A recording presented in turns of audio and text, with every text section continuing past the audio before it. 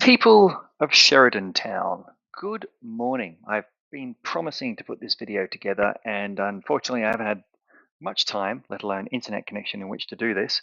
But I'm going to give it a go today and see if we can upload it. Today's discussion is around trade logs, logging your trade journals, trade references, and the like. Now, I have to be honest with you, I do not log every trade. Simple reason being, most of my trades are absolutely the same. But I'll tell you what I do. What I do. What I do is I have a particular folder on my computer here, which I'll connect with the internet and leave it synced up on the interwebs in my OneDrive. And what we do is I have a bunch of folders, and in that folders is VIX levels. Because to me, you put particular trades on at particular VIX levels. Now, why do I do this? Okay, my aim in life is to turn trading into a cash machine. All right, that's my aim in life. For me to turn trading into a cash machine, I have to find out when I have the advantage. Let's compare this to blackjack.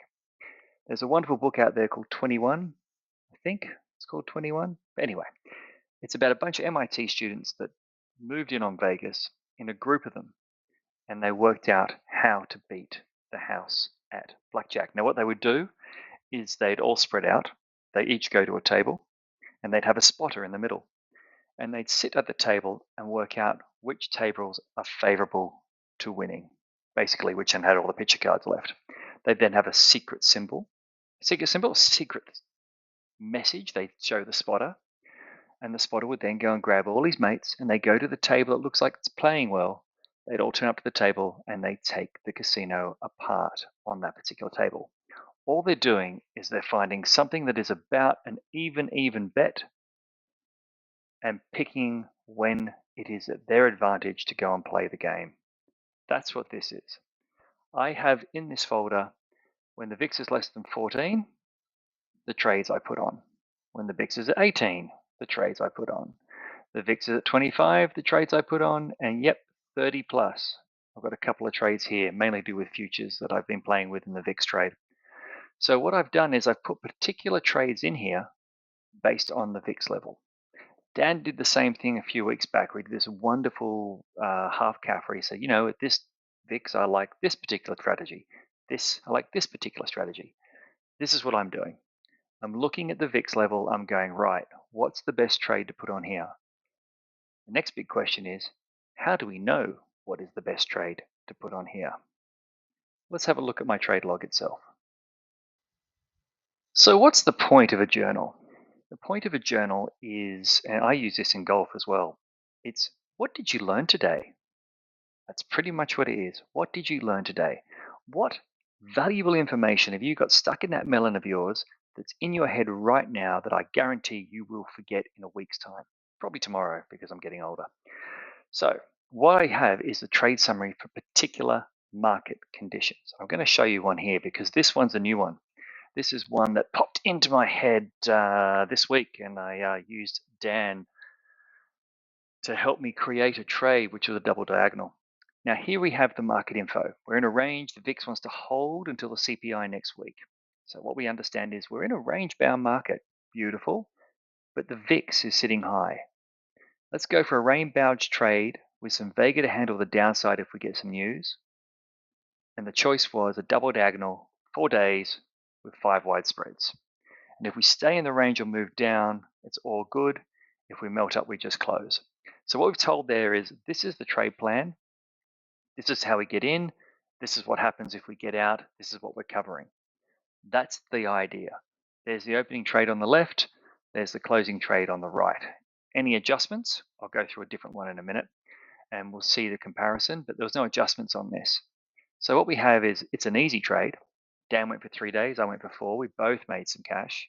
Weekend theta is pretty good when they take the theta out. So what we've learned from this is if you're sitting in a range-bound market, which we have been, with a high VIX, what trades do you put on? Range, high VIX. Because I can't tell you, kids, the amount of times you're going to have the market in range and the VIX at 20 is not often. So now I have a market plan or an idea of what to do when that happens. And I can go back to this journal in a year's time and go, oh, look, we're in a VIX, but the Fed's speaking, and oh, but the VIX is high and we're in a range. What trade shall I put on?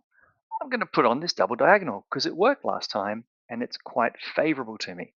And as you've seen, this is probably I'd say at least the 7th or 8th one of these I put on, and it's working really well. I then give it a rating. And the reason I give it a rating is so that when I come back in a year's time and I don't have the trade in memory because I've made 100 trades since then, is the whole idea of the planning, the opportunity, the bravery, the adjustments, and the skill. So, planning. Did I plan this out? Was this clever? Yes, a diagonal was a good plan here. 5 wide, only 3 to 4 days. Theta was good, Vega was good. I planned this out well. Opportunity, 9. This sort of market setup doesn't happen that often. It just doesn't. Bravery, 7. Throw it on. It's only 3 days. Normally, sort of maybe 8 or 9 days. I threw this on because I honestly don't know how long this wonderful gravy train of high VIX and range bound is going to last. Adjustments, 0, because we didn't do any. The last bit is skill versus the market. This is important, and you'll see it more in the next one I show. Skill is when you pick the right trade, put the right trade on, take the right trade off, and you do it like an adult.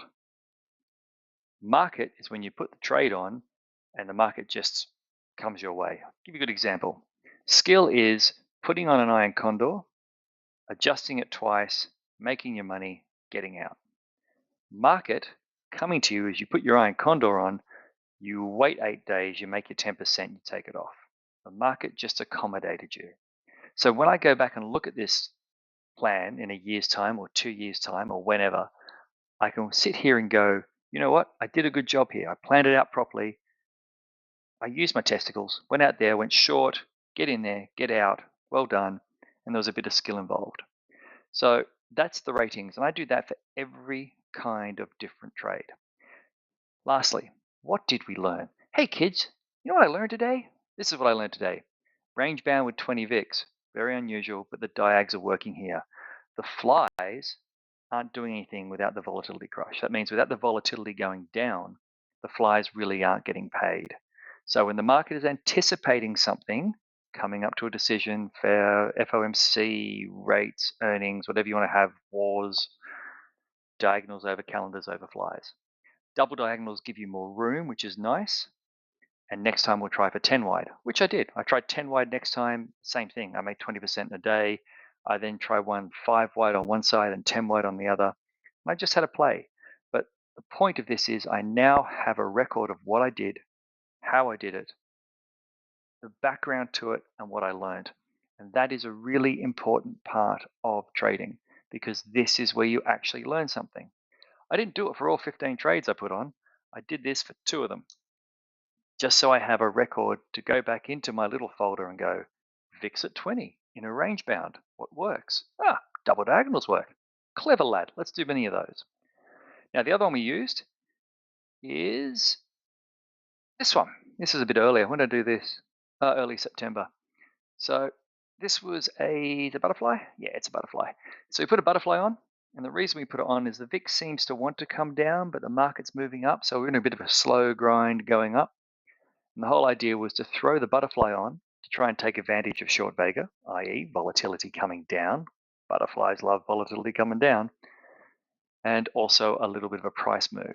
So I put the order on for $7.80, and we had an adjustment because we had a move down, and I threw a calendar on as a hedge. It's an expensive hedge and added a bit of Vega, but the whole plan was to get it on, give me 2 days of love and cuddles, and then take it off for a bit of money. And it worked out okay in the end. I lost $1.60 on the calendar, but the fly made $5. Didn't need the hedge in the end, but it doesn't matter. I did the right thing. I went through the mechanical parts of the trade, covered my ass. Life is good. Now let's look at the ratings. Planning, 7. It wasn't a good plan trade. It was just, we had a bit of a move. I was hoping to take a little bit. Yeah, all right. Same with opportunity and bravery. There's no real bravery in this. It's a butterfly. I mean, they're so wide. At worst, I'm going to lose. 2-3%, so it's not a massive thing. The adjustment, I gave myself 6 there because I put the right adjustment on. I put the adjustment on at the right time, and it did what the hedge was meant to do. The hedge lost money, the main trade made money. So skill versus market, gave myself a pat on the back and said, well done, Verge, you did well. 7 out of 10 for you. And what do we learn out of it? Flies are only working when the Vega comes in. I think we're starting to pick that up now. Vol's starting to crush now, and I don't think the diagonals are working as well. But flies only work when Vega comes to you. Otherwise, they're very slow to sort of theta burn. Flies are working well on the uphill grind, and they work really good on the bounce after a drop. So we have a drop, the vol goes up, you buy the flyer when it's cheap, and we go back to our little uphill grind, and the flyer makes money. The other option was think about next time maybe a Sherman tank, 60, 65, 65, 70 after a quick drop just to cover yourself from the bottom. But you see, that kind of information is taken for granted when you put the trade on. But in a year's time, when you come back and you're looking at what's going on, you think, oh, what did I do last time when the VIX was at 18 and the market was sort of grinding upwards? Let me go back to my records. I can look it up. So I will put a copy of my template. I'm pretty sure I've got a Word document here, and I'll leave an example on there. And I honestly encourage you all to take it, steal it, and just replace them with your trades. All I've done here is a screenshot. That's a screenshot from tastytrade. That's a screenshot from tastytrade. And that's a screenshot. And I just paste them in to a nice format. The only thing I do with them is I take off the borders, but anyone who can use Word can do that with their eyes closed. I keep the colors on because the blue stuff's the beginning stuff. That's when I put the trade on. Obviously, the closing trade isn't the beginning stuff, but I leave it there. The adjustments in yellow, and the green summary ratings, and what we learn is a little addition. Thoroughly recommend this. You don't have to do it for all trades. If you're doing a butterfly every Thursday and it's the same goddamn butterfly, you don't need to do this every trade. But have a look at the VIX and go, hey, this is the first time I put a butterfly on a grinding market with the VIX at 16. Let's go through it. What do we learn? What can we write? Carry on. I'm still out in the boonies, so I won't be at half calf because I just can't stay up till 12:30 when I've got to get up at 5:30, 6 o'clock to jump in the cars. You guys have a fantastic week, and I will see you in Discord. If there's any questions, there's always Discord. If you'd like anything else added to this, there's always Discord. You guys have a cracking week, and I wish you all the best. See ya.